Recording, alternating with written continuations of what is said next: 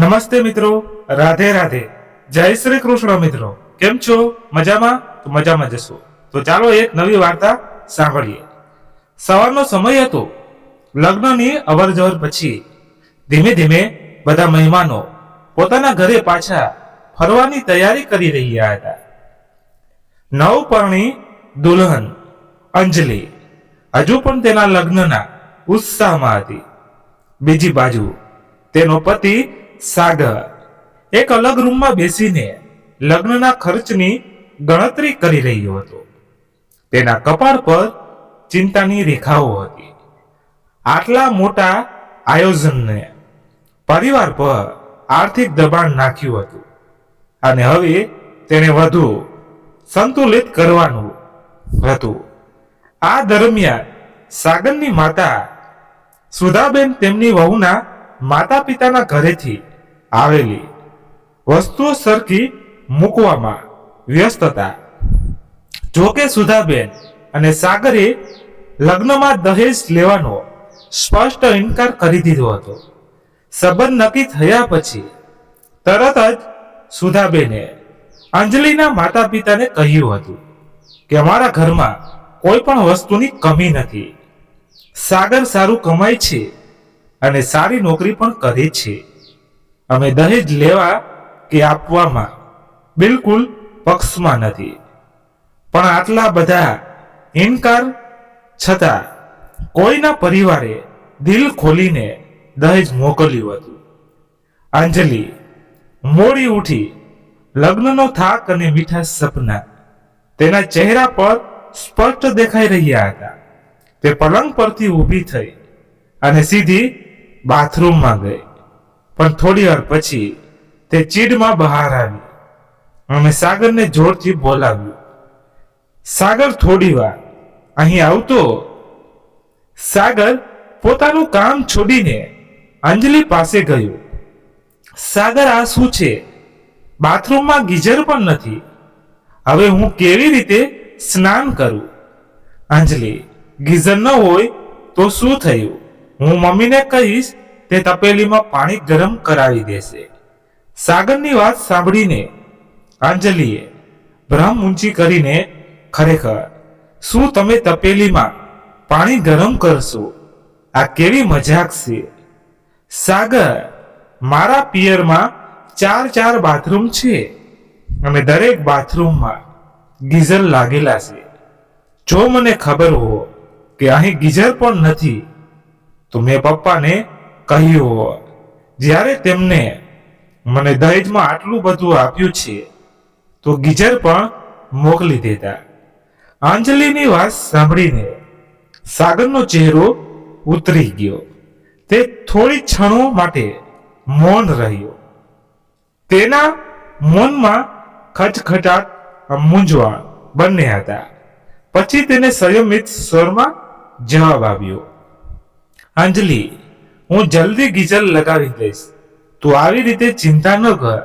પણ લગ્ન પહેલા તમે આ બધી વસ્તુનો વિચાર કેમ ન કર્યો? અંજલિએ કહ્યું.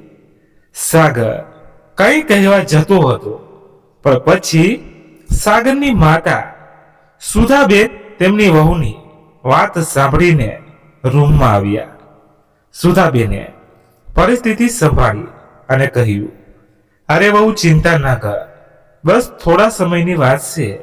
હું રસોડામાં પાણી ગરમ કરાવી દઉં છું અને સાગર કાલે બજારમાં જઈને કોઈ સારી કંપનીનું ગીઝર ખરીદી લાવશે.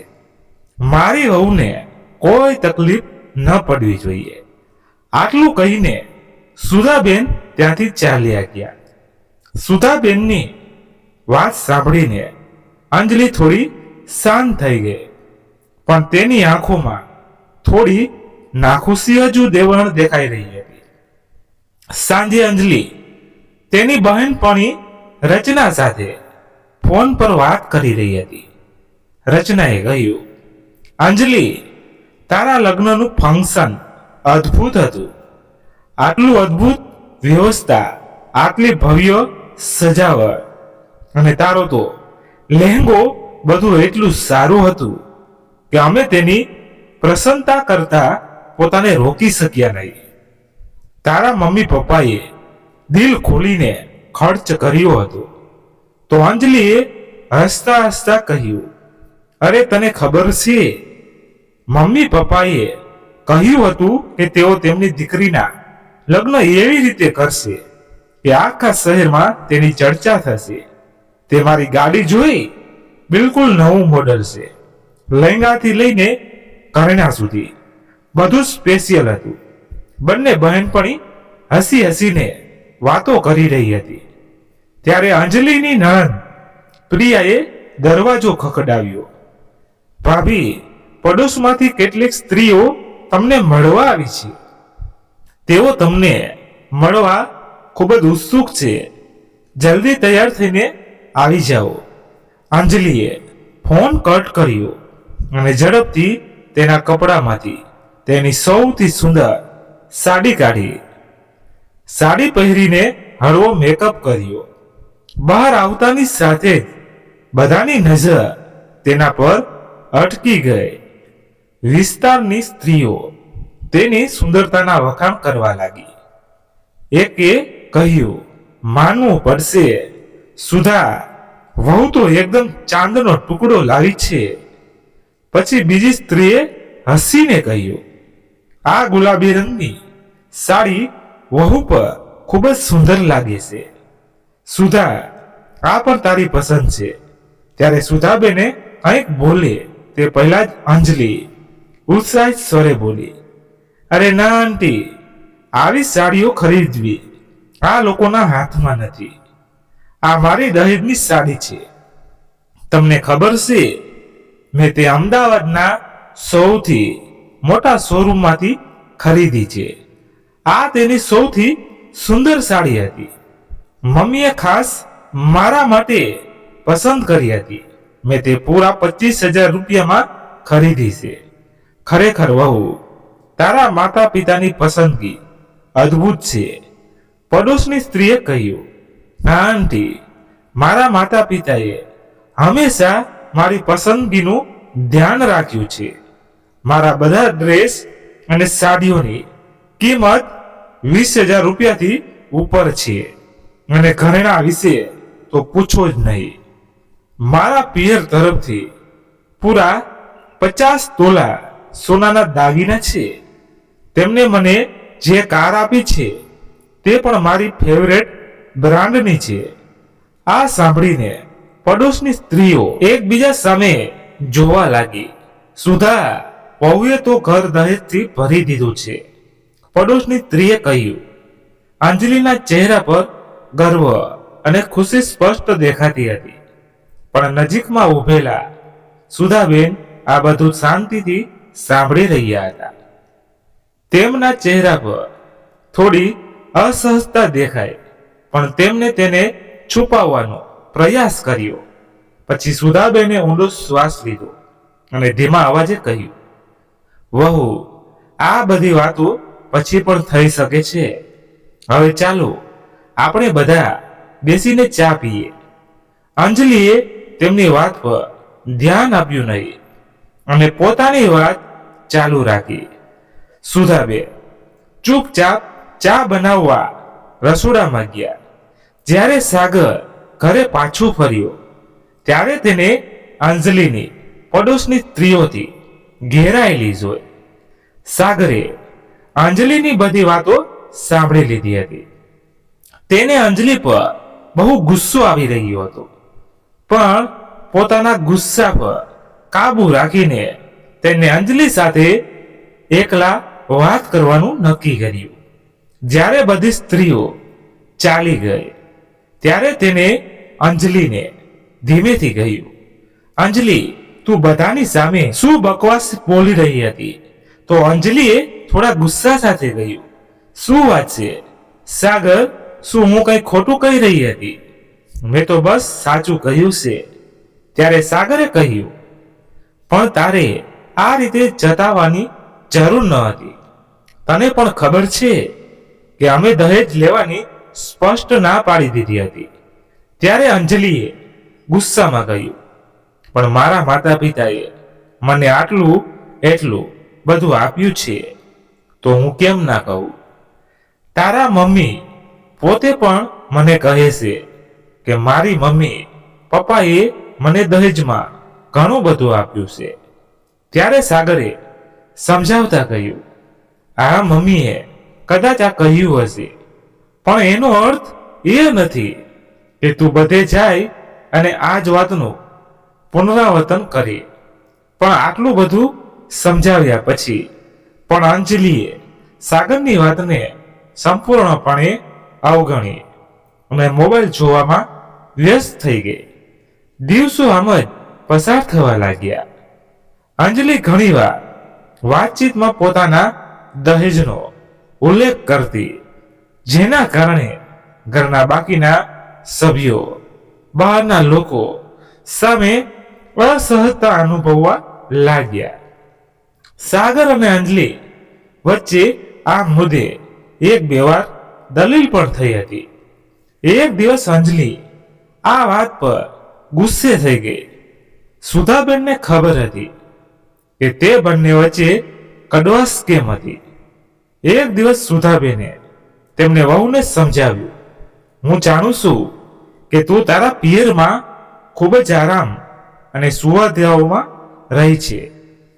તારા માતા પિતાએ તારી દરેક ખુશીનું ધ્યાન રાખ્યું છે, પણ વહુ, તારું સાસરાનું ઘર પણ તારું પોતાનું ઘર છે. પિયર અને સાસરાની સરખામણી કરવાથી સંબંધ નબળો પડી જાય છે. સમજદારી એમ જ છે કે તું પિયર અને સાસરા વચ્ચે સંતુલન બનાવીને રાખે, કારણ કે તું બંને જગ્યાની ઇજ્જત છે.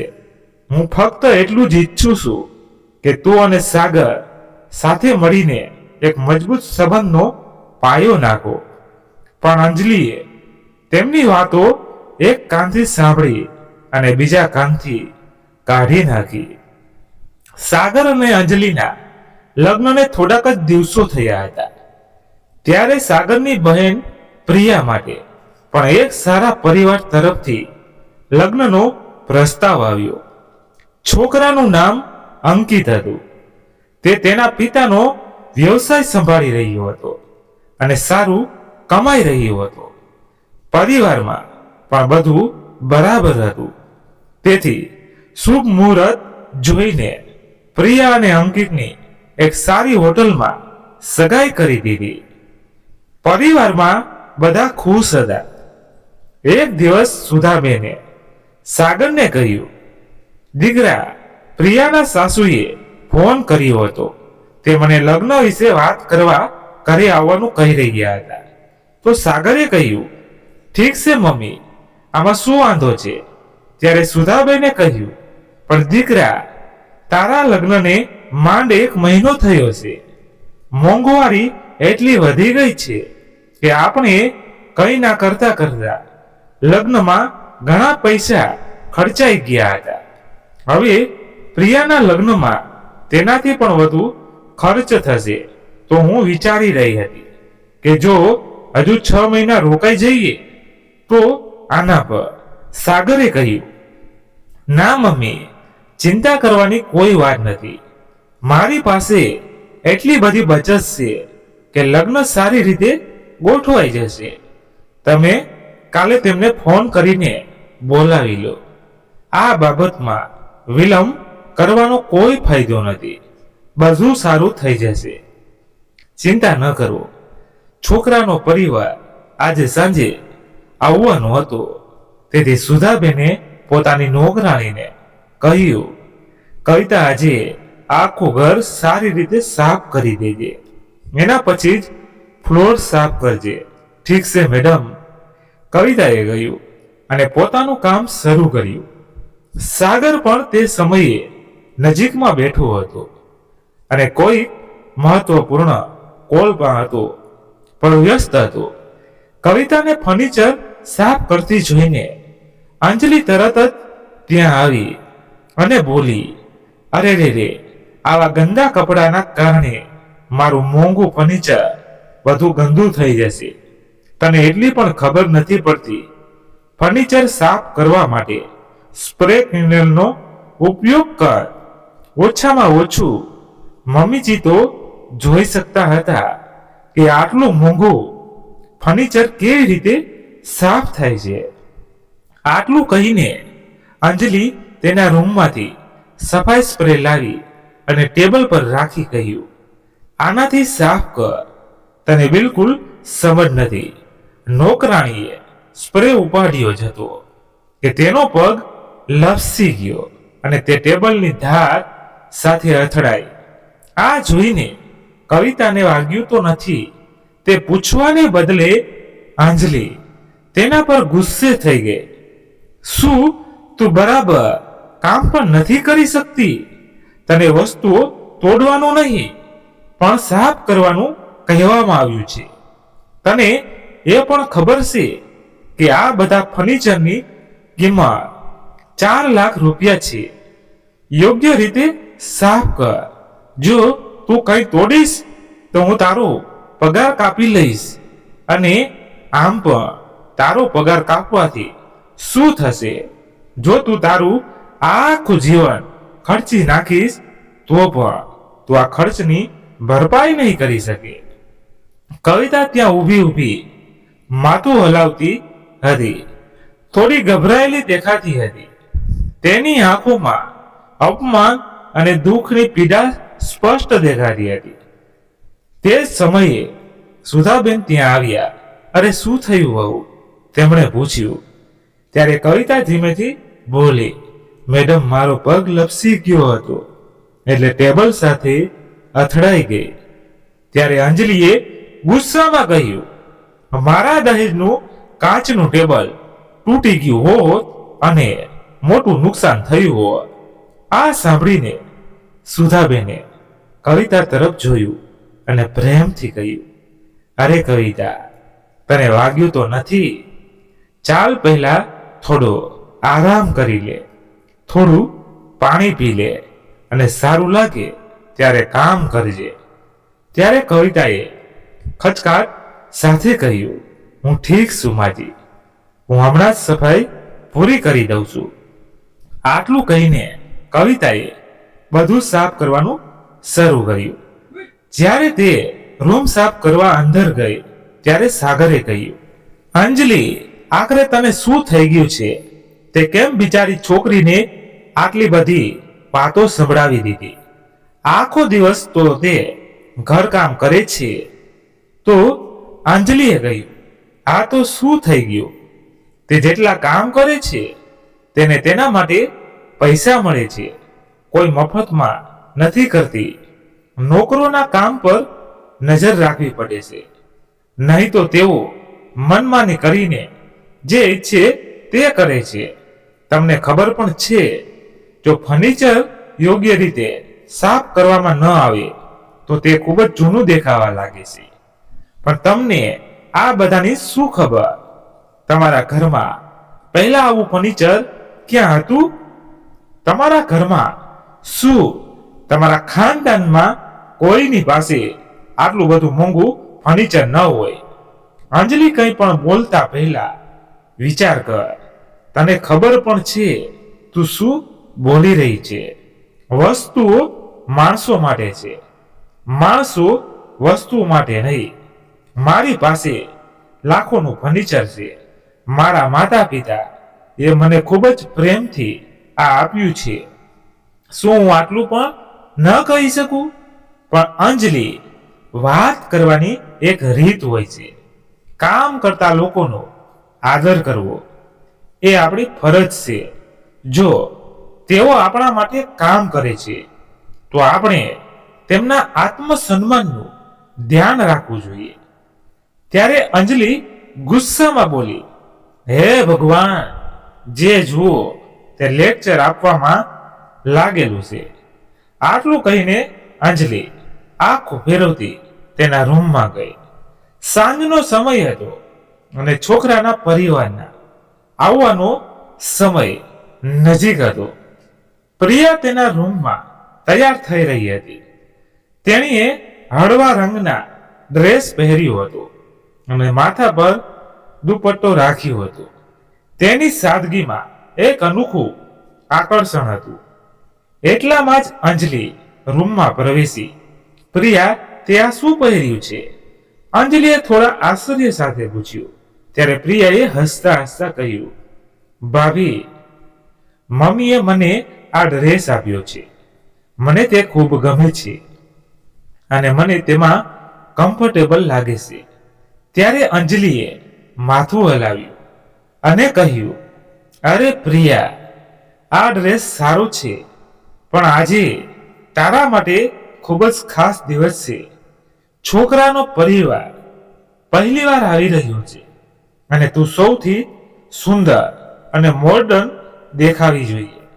રાહ જો, હું તારા માટે કંઈક સારું લઈ આવું છું. આટલું કહીને અંજલિ તેના રૂમમાં ગઈ અને તેના કપડામાંથી ચાંદીના દોરો વાળા બ્રાન્ડેડ ડ્રેસ કાઢ્યો. આ ડ્રેસ મોંઘો અને ખૂબ જ આકર્ષણ હતો. પ્રિયા, આ જો, તું આ ડ્રેસ પહેરીને ખૂબ જ સુંદર દેખાય.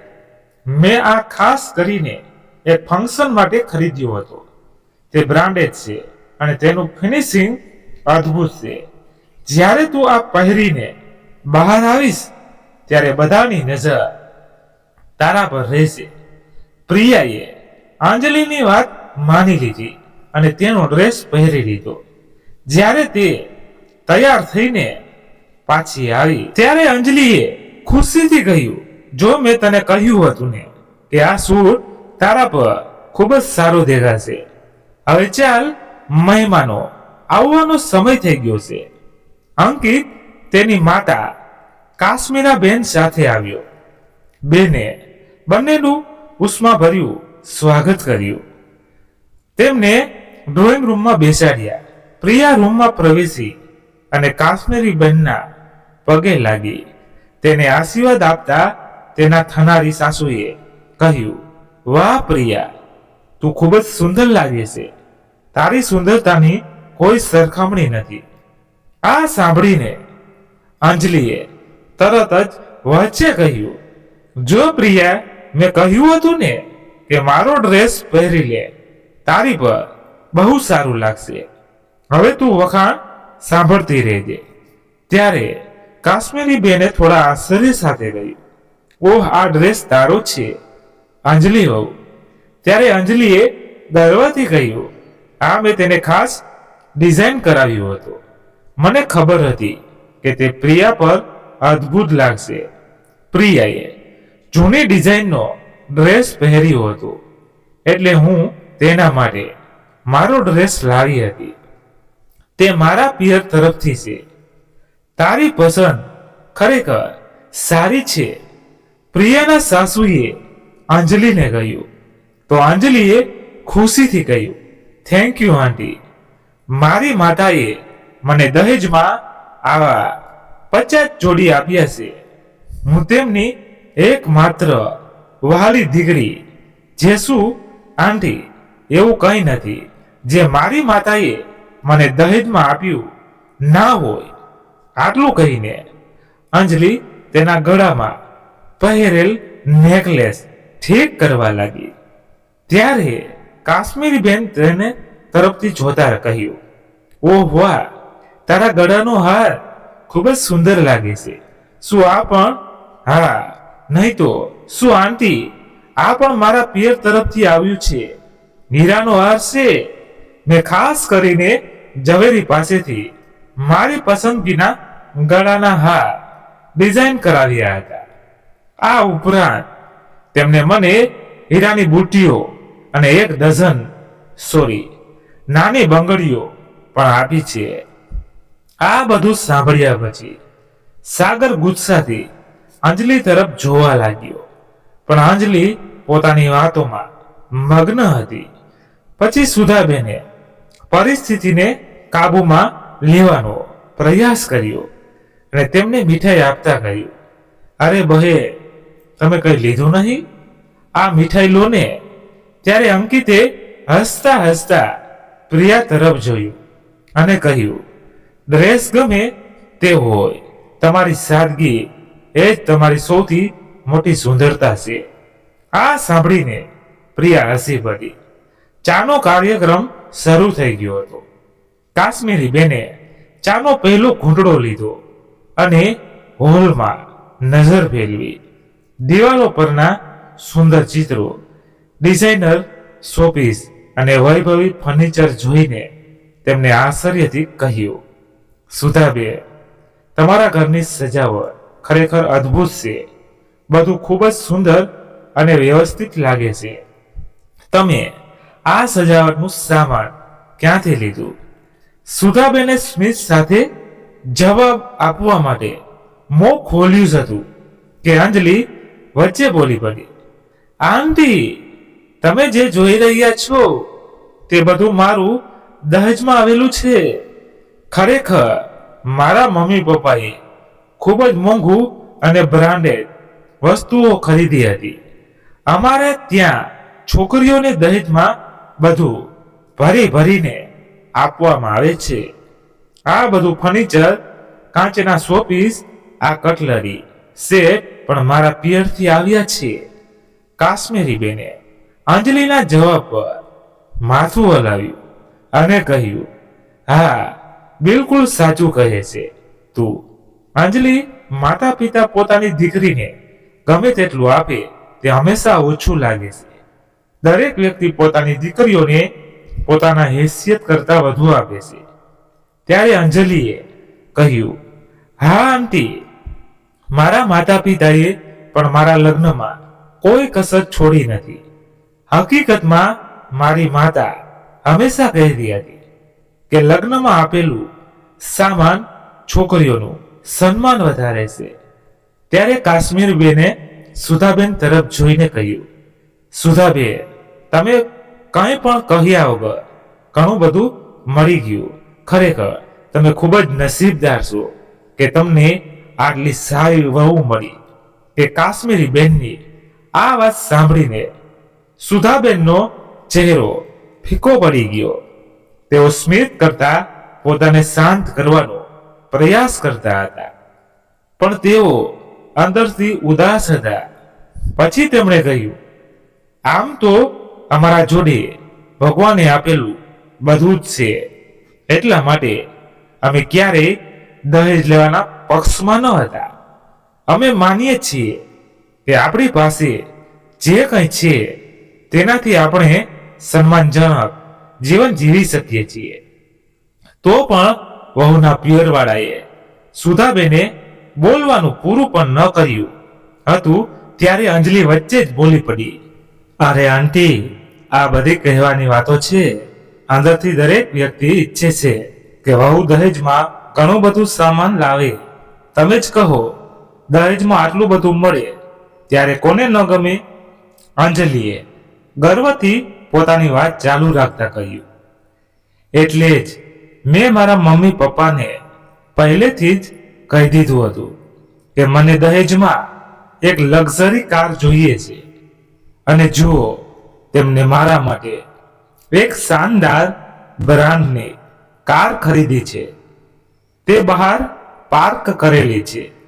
તે મારી દહેજની તો કાર છે. અંજલિની વાતો સાંભળીને કાશ્મીરા બેનની આંખો આશ્ચર્યથી ખુલી ગઈ. તેમણે તરત જ સાગર તરફ જોયું અને કહ્યું, સાગર, તને દહેજમાં આટલી શાનદાર ગાડી મળી છે. કંઈ પણ કર્યા વિના બેઠા બેઠા આટલી મોટી વસ્તુ મળવી એ નસીબની વાત છે. ત્યારે સાગરે ઊંડો શ્વાસ લીધો અને કહ્યું, આંટી, અમારી પાસે પહેલેથી જ એ કાર હતી.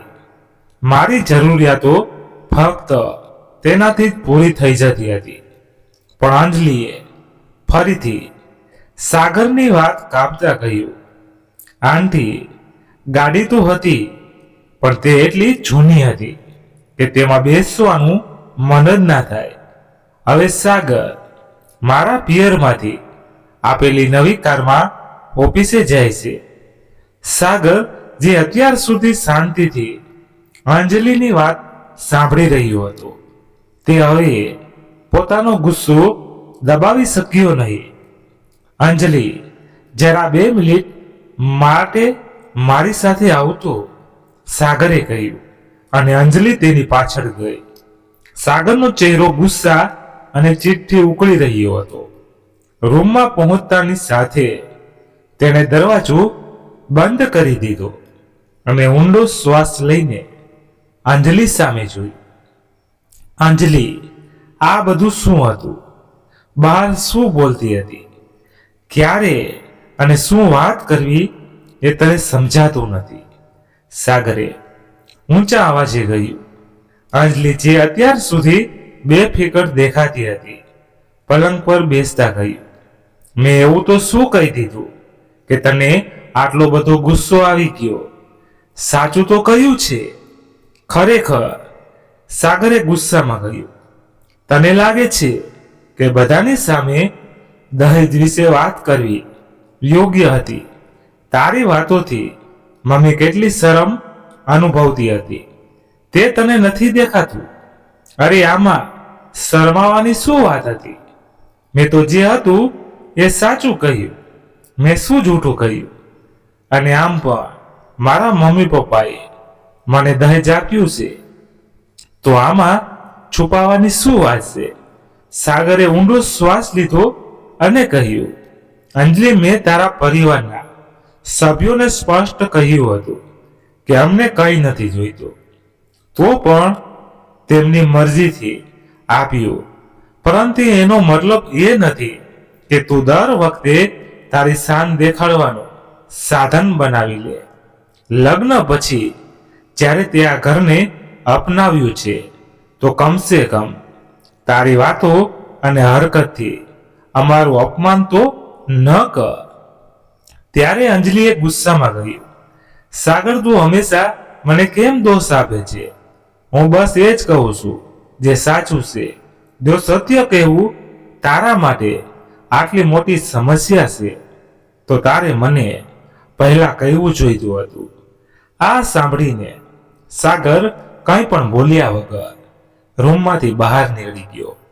બીજી બાજુ કાશ્મીરી બેન હસતા હસતા કહી રહ્યા હતા, અરે વાહ સુધાબેન, તમારા વહેવાણે ખરેખર ખૂબ જ દિલથી દહેજનું સામાન આપ્યું છે. તમે ખરેખર નસીબદાર છો. જમ્યા પછી લગ્નની તારીખ વિશે ચર્ચા થઈ અને આવતા મહિના માટે લગ્નની તારીખ નક્કી કરવામાં આવી. કાશ્મીરી બેને હસતા હસતા કહ્યું, સુધાબેન, હવે તમારે પણ લગ્નની તૈયારી શરૂ કરી દેવી જોઈએ. સમય પસાર થવામાં વાર નથી લાગતી. ત્યારે સાગરે હસતા હસતા કહ્યું, આનથી જરાય ચિંતા ન કરો, લગ્ન ખૂબ જ ધામધૂમથી થશે. કાશ્મીરી બેન અને અંકિત આ માટે સંમત થયા. વાતાવરણ હળવું અને ખુશનુમા હતું. થોડી વાર વાતો કર્યા પછી બંને ત્યાંથી ચાલ્યા ગયા.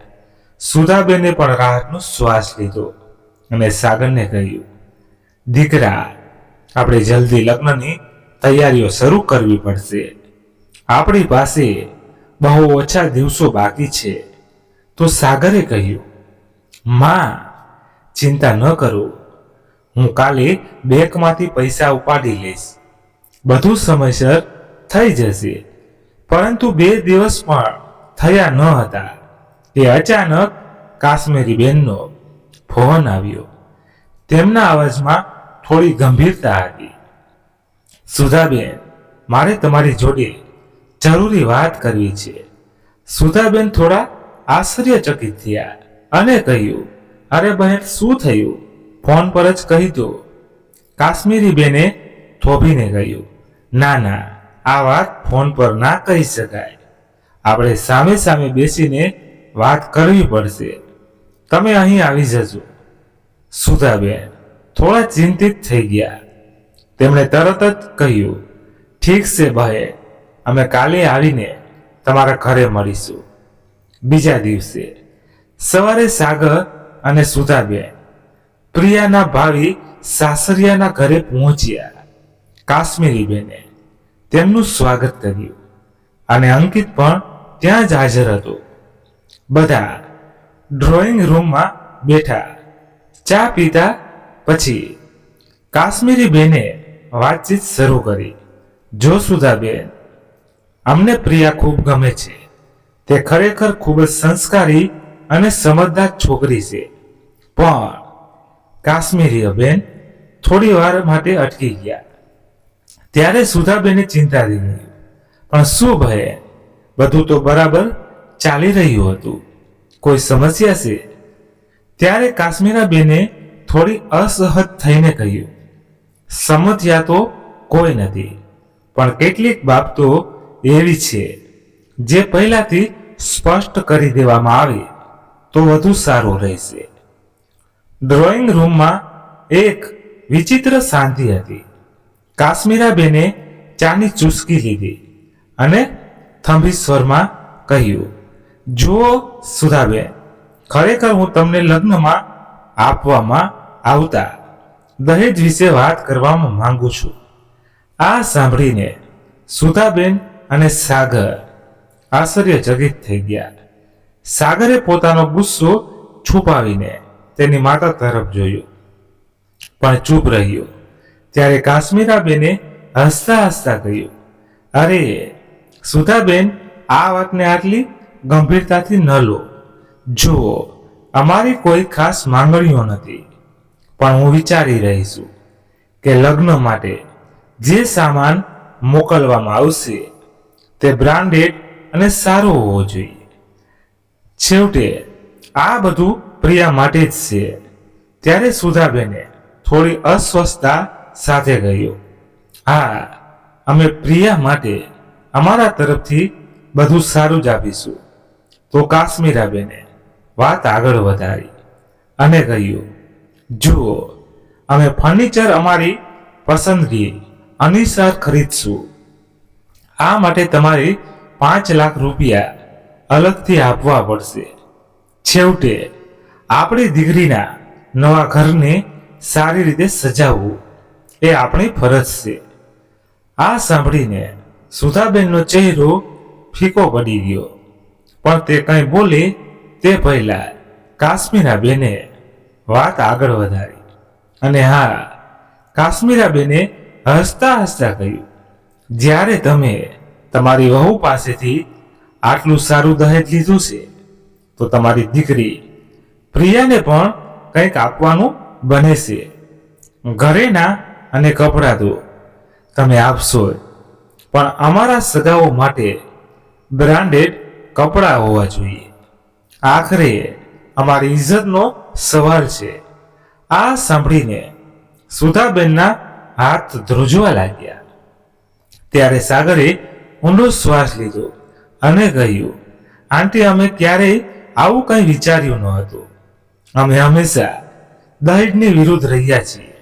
હા, અમે અમારી ક્ષમતા મુજબ શક્ય તેટલું જરૂર કરીશું.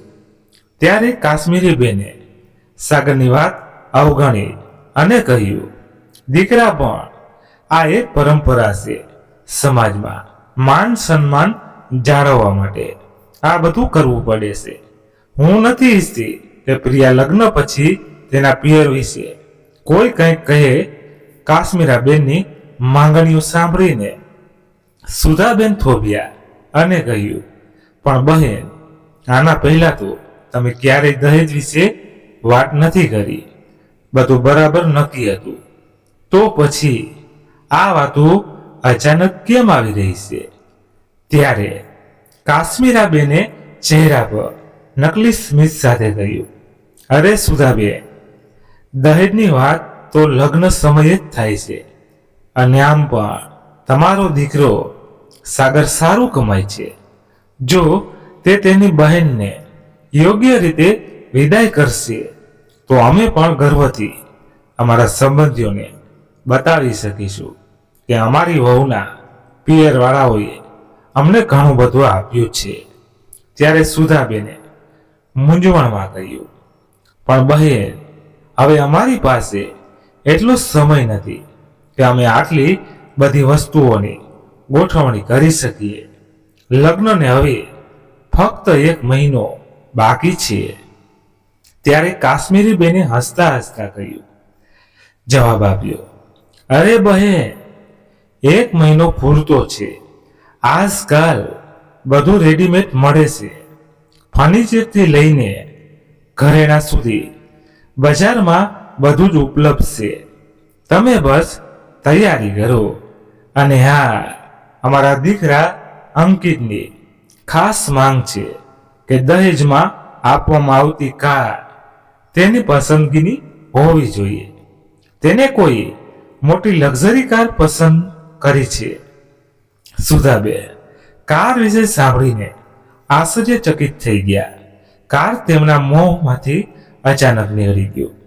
ત્યારે કાશ્મીરી બેને કટાક્ષમાં કહ્યું, અરે બહેન, પરિવાર મોટો થઈ રહ્યો છે તો ગાડી પણ મોટી હોવી જોઈએ. અને આમ પણ જ્યારે તમે દહેજ લેવામાં કોઈ કસર છોડી નથી, તો હવે તમે તમારી દીકરીના લગ્નમાં કંજૂસી કેમ કરો છો? સાગર, જે અત્યાર સુધી ચૂપ બેઠો હતો, તેણે પોતાનો ગુસ્સો દબાવતા કહ્યું, જો આંટી, મારા લગ્ન સમયે મેં મારા સાસરિયાઓને અમારા ઘરે દહેજની કોઈ પણ વસ્તુ ન મોકલવાની સખત મનાઈ કરી હતી, પણ એ તેમની મરજી હતી. ત્યારે કાશ્મીરી બેને કટાક્ષમાં કહ્યું, જો એવું હતું તો તમે લોકો તે દહેજની વસ્તુઓનો ઉપયોગ ન કર્યો હોય, અને જો તમે લઈ શકો છો તો આપવાની પણ હિંમત રાખો. તો સુધાબેને કહ્યું, બહેન, દરેક પોતપોતાની પરિસ્થિતિ હોય છે. અમે પ્રિયા માટે શક્ય તેટલું કરીશું, પણ આ રીતે દબાણ કરવું. ત્યારે કાશ્મીરી બેને તેમની વાત વચ્ચેથી કાપતા કહ્યું, બસ થઈ ગયું સુધાબહેન, હું સ્પષ્ટ બોલી રહી છું.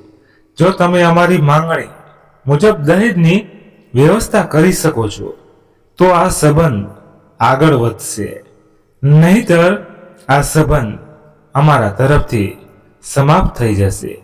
હવે એ તમારા પર નિર્ભર છે, તમે લગ્ન કરવા માંગો છો કે નહીં. ડ્રોઈંગ રૂમમાં ઘાટ શાંતિ હતી. સાગરની આંખોમાં ગુસ્સો અને લાચારી સ્પષ્ટ દેખાતી હતી. સુધાબેને ભારે હૃદયથી કાશ્મીરા બેન તરફ જોયું. ડ્રોઈંગ રૂમમાંથી બહાર નીકળતી વખતે સાગરે તેની માતાનો હાથ પકડીને કહ્યું, મમ્મી, આ સંબંધ અહીં જ સમાપ્ત કરી દેવો વધુ સારું રહેશે. હું મારી બહેનને આવા લોભી અને સ્વાર્થી પરિવારમાં ન મોકલી શકું. પ્રિયાનું જીવન તેમની શરતોનું બંધન ન બની શકે. ચાલો આપણે અહીંથી જઈએ. સુધાબેનના ચહેરા પર મૂંઝવણ અને પીડા દેખાતી હોવા છતાં તેઓ સાગર સાથે ઘરે પાછા ફર્યા. આખા રસ્તામાં સુધાબેન ચૂપ રહ્યા અને સાગરના ચહેરા પર ગુસ્સો સ્પષ્ટ દેખાઈ રહ્યો હતો. ઘરે પહોંચતાની સાથે તેને અંજલિને અવાજ આવ્યો, અંજલિ, તૈયાર થઈ જા, આપણે ક્યાંક જવાનું છે. અંજલિએ આશ્ચર્ય સાથે કહ્યું, શું થયું સાગર, ક્યાં જવાનું છે? ત્યારે સાગરે કઠોર સ્વરમાં કહ્યું, તું બસ મારી સાથે ચાલ, સવાલ ના પૂછ. તેની આંખોમાં વિચિત્ર આવભાવ જોઈને અંજલિ શાંતિથી કારમાં બેસી ગઈ. આખે રસ્તે તેને કંઈ પૂછ્યું નહીં.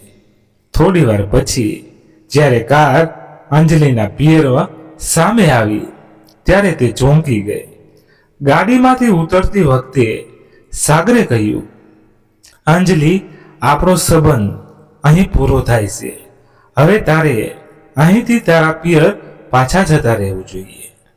આ સાંભળીને અંજલિ અવાક રહી ગઈ. સાગર, તું શું કહી રહ્યો છે? તું આવું કેમ કરી રહ્યો છે? આખરે મેં એવું શું કરી દીધું? સાગરનો અવાજ મોટો અને ગુસ્સે ભરાયેલો હતો. તારા કારણે, ફક્ત તારા કારણે આજે મારી બહેનની સગાઈ તૂટી ગઈ. તારા લોભ અને દેખાડા કરવાની તારી આદતે અમારું ઘર બરબાદ કરી નાખ્યું. મેં તને કેટલી વાર કહ્યું છે કે દહેજ અને ઠામઠામ વિશે વાત કરવાનું બંધ કર, પણ તારા માતા પિતાએ આપેલા સામાન અને દહેજને બધે જ દેખાડો કરવો હતો. એટલું જ હતું તો તારા દહેજ માટે જાહેરાતો પેપરમાં છપાવવી હતી. આજે તેમણે અમારી સામે તું તારા માતા પિતાના ઘરે લાવી છે તેવી બધી વસ્તુઓની માંગણી કરી. આ સાંભળીને અંજલિ રડતા રડતા બોલી, મેં ક્યારે વિચાર્યું ન હતું કે મારી વાતોથી આવું કંઈ થઈ શકે છે. હું તો બસ સાગરે તેની વાત વંચેથી કાપતા કહ્યું, બસ શું તે ક્યારેય વિચાર્યું છે કે તારી વાતોથી બીજા પર શું પ્રભાવ પડે છે? તારા કારણે કાશ્મીરાબેનને કહેવાનો મોકો મળી ગયો કે અમે તારા પિયરવાળા પાસેથી દહેજ લીધું છે. તમારા જેવા લોકોની નબળી વિચારસરણીના કારણે કોણ જાણે કેટલા ગરીબ માતા પિતા તેમની દીકરીઓના લગ્ન કરાવી શકતા નથી. શું તને ખબર છે, દહેજ માંગવાની અને આપવાની આ પ્રથાએ કેટલા ઘરોને બરબાદ કરી દીધા છે? પણ તું આ કેવી રીતે સમજીશ? હવે હું તને અને તારી લક્ઝરી કારને તારા પિયર મૂકી આવ્યો છું અને તારી બાકીની દહેજની વસ્તુ આવતીકાલ સુધીમાં અહીં પહોંચી જશે અને તેને સાથે છૂટાછેડાના કાગળો પણ. આ સાંભળીને અંજલિ સ્તનબંધ થઈ ગઈ. તેની આંખોમાંથી આંસુ વહેવા લાગ્યા. તે કંઈ બોલે તે પહેલા જ સાગર ત્યાંથી ચાલ્યો ગયો. તો મિત્રો, વાર્તા અહીંયા સમાપ્ત થઈ છે. તમારે વાર્તા વિશે શું કહેવું છે એ કોમેન્ટ કરી જણાવો. અને વાર્તા ગમી હોય તો એક લાઈક કરી તમારા મિત્રો સાથે શેર કરજો અને આપણી આ ચેનલને સબસ્ક્રાઇબ જરૂરથી કરજો, એટલે નવી નવી વાર્તા સાંભળવા મળતી રહે. ધન્યવાદ. ફરી મળીએ નવી વાર્તા સાથે. ત્યાં સુધી તમારા પરિવાર સાથે ખુશખુશાલ રહો. જય હિન્દ, જય ભારત.